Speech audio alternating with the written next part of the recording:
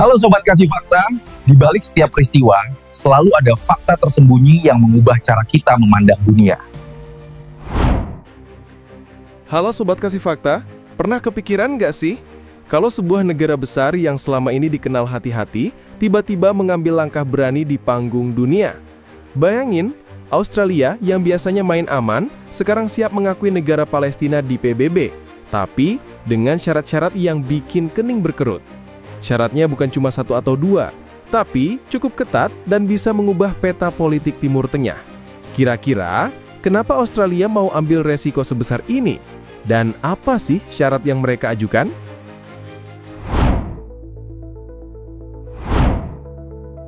Australia resmi akan mengakui negara Palestina di sidang umum PBB pada September 2025.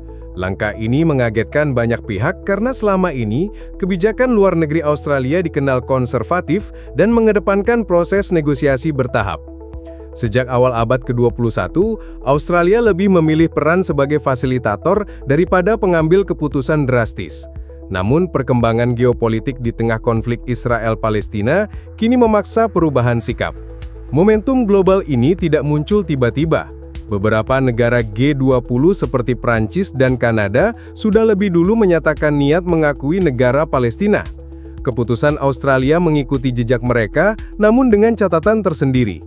Australia menyatakan kesiapannya untuk bergabung dalam gelombang diplomasi pro-Palestina yang kian menguat di forum internasional. Meski begitu, hanya sedikit yang memberinya kemungkinan besar diikuti karena posisi Australia selama ini selalu seimbang antara Barat dan ketegangan Timur Tengah. Fakta uniknya, lebih dari 146 negara sudah mengakui negara Palestina sejak puluhan tahun lalu. Namun sebagian besar negara tersebut bukan anggota G20.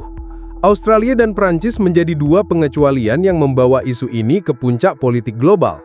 Posisi ini membuka ruang diskusi baru tentang peran negara besar non-regional dalam konflik ini. Seiring persiapan sidang umum PBB pada September 2025, pemerintah Australia memaparkan bahwa pengakuan ini bukan sekedar simbol, tetapi merupakan langkah strategis untuk mendorong reformasi dan perdamaian. Langkah ini memberikan sinyal kuat kepada komunitas internasional bahwa Australia siap menggeser kebijakan lama yang pasif menjadi lebih proaktif. Publik Australia merespon dengan beragam. Sebagian dibanding menyambut pengakuan ini sebagai tindakan berani untuk mendukung hak bangsa Palestina atas tanahnya sendiri. Mereka melihat ini sebagai pemilihan moral pada saat yang tepat. Meski begitu, sebagian lainnya mempertanyakan apakah keputusan ini terlalu dini, mengingat situasi keamanan di wilayah konflik belum stabil. Ketegangan di Gaza dan tumpukan krisis kemanusiaan menjadi kekhawatiran yang nyata.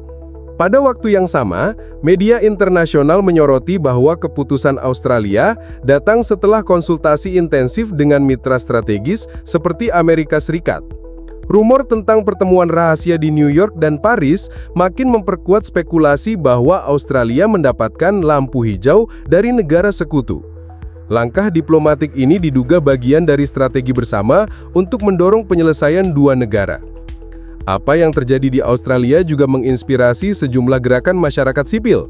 Konferensi Solidaritas Palestina digelar di beberapa kota besar Australia seperti Sydney dan Melbourne. Warga menuntut agar pengakuan tersebut diikuti bantuan kemanusiaan nyata dan dorongan terhadap dialog antar pihak.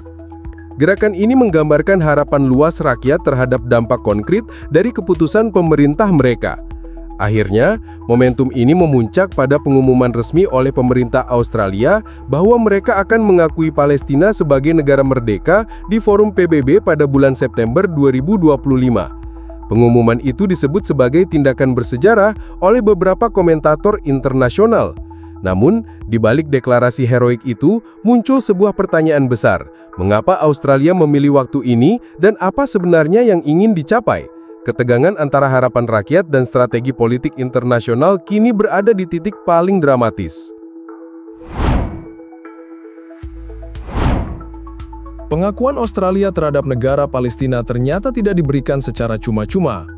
Pemerintah Anthony Albanese menegaskan bahwa ada beberapa syarat utama yang harus dipenuhi sebelum bendera Palestina benar-benar berkibar di kursi resmi PBB. Syarat pertama adalah komitmen penuh terhadap demilitarisasi di jalur Gaza. Itu berarti tidak ada lagi kelompok bersenjata yang beroperasi di wilayah tersebut.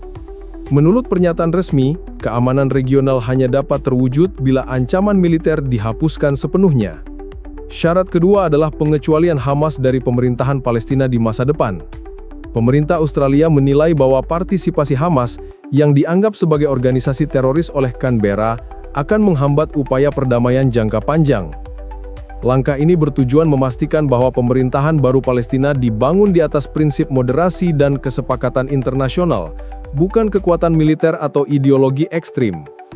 Syarat ketiga menuntut reformasi demokrasi menyeluruh. Australia mendorong Palestina untuk menyelenggarakan pemilihan umum yang bebas, adil, dan transparan. Sistem pemerintahan yang kuat dinilai penting untuk menjaga kestabilan politik dan kepercayaan rakyat. Pengawasan pemilu oleh badan internasional disebutkan sebagai salah satu opsi yang sedang dibahas untuk menjamin integritas proses politik ini. Syarat keempat yang tak kalah penting adalah pengakuan resmi Palestina terhadap hak eksistensi negara Israel. Ini adalah titik krusial dalam kesepakatan karena bagi Australia, pengakuan timbal balik menjadi fondasi perdamaian yang sejati. Tanpa adanya pengakuan terhadap Israel, pengakuan Australia terhadap Palestina akan kehilangan legitimasi diplomatik di mata sekutu baratnya. Keempat syarat ini disampaikan secara hati-hati namun tegas.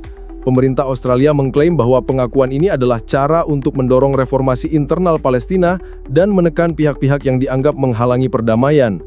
Pendekatan ini juga bertujuan meredakan kekhawatiran Israel yang melihat pengakuan Palestina sebagai ancaman langsung terhadap keamanan mereka. Namun, beberapa analis politik memperingatkan bahwa syarat-syarat ini bisa menjadi pedang bermata dua. Di satu sisi, jika terpenuhi, syarat tersebut dapat membawa perubahan signifikan bagi masa depan Palestina. Tetapi, di sisi lain, jika dianggap terlalu berat, syarat-syarat itu justru bisa menghambat proses pengakuan dan memicu ketegangan baru.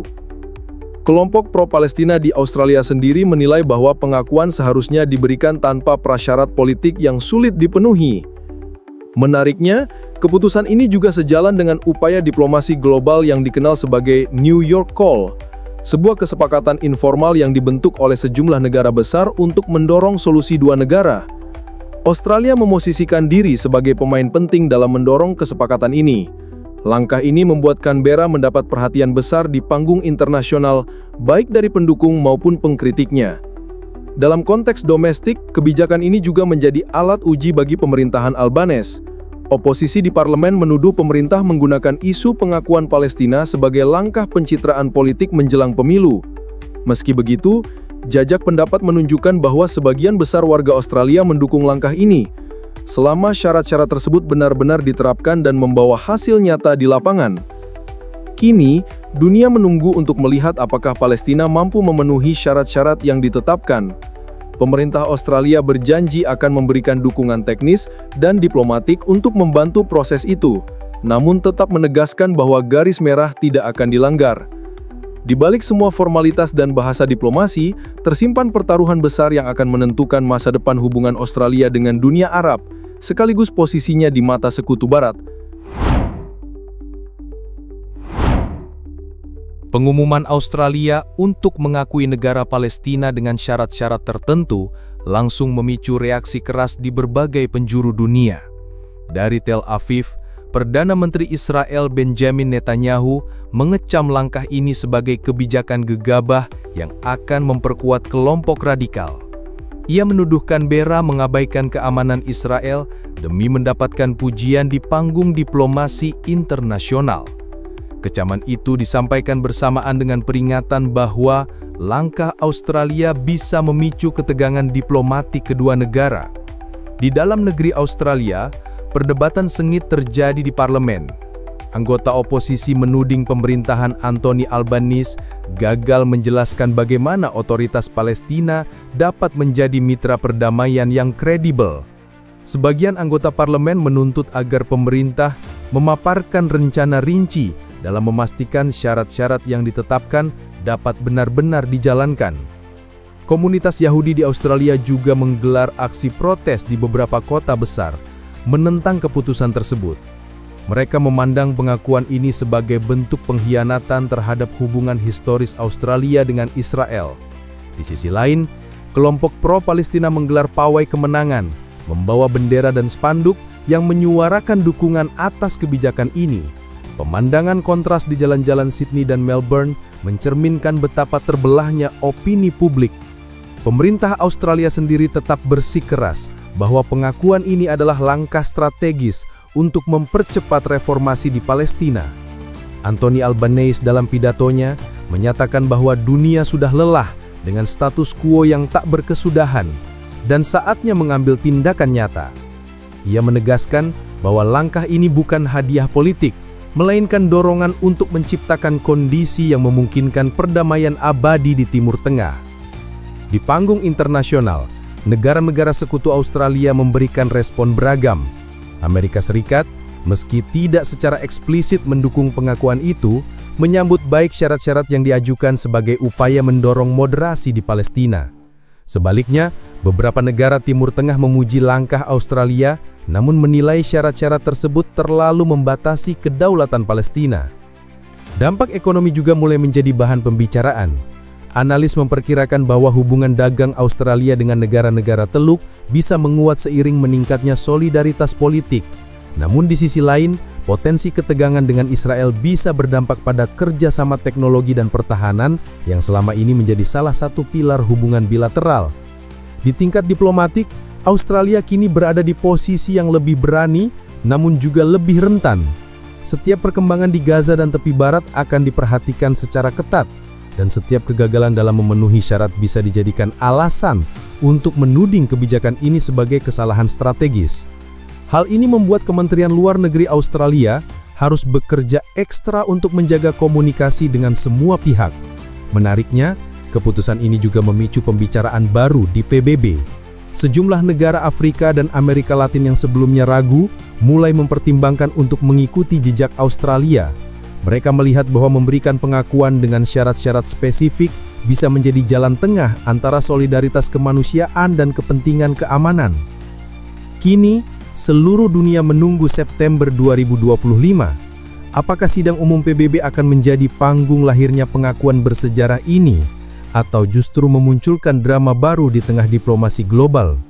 Bagi Australia, keputusan ini akan menjadi tolok ukur keberanian politik dan kecermatan strategi luar negeri di abad ke-21. Dan begitulah gambaran lengkap bagaimana Australia bersiap mengambil langkah berani di sidang umum PBB September mendatang. Sebuah keputusan yang syarat strategi, penuh perhitungan, dan bisa mengubah peta diplomasi Timur Tengah di tahun-tahun mendatang. Perjalanan ini masih panjang, dan setiap perkembangan akan menjadi babak baru yang patut disimak. Terima kasih sudah menonton Kasih Fakta.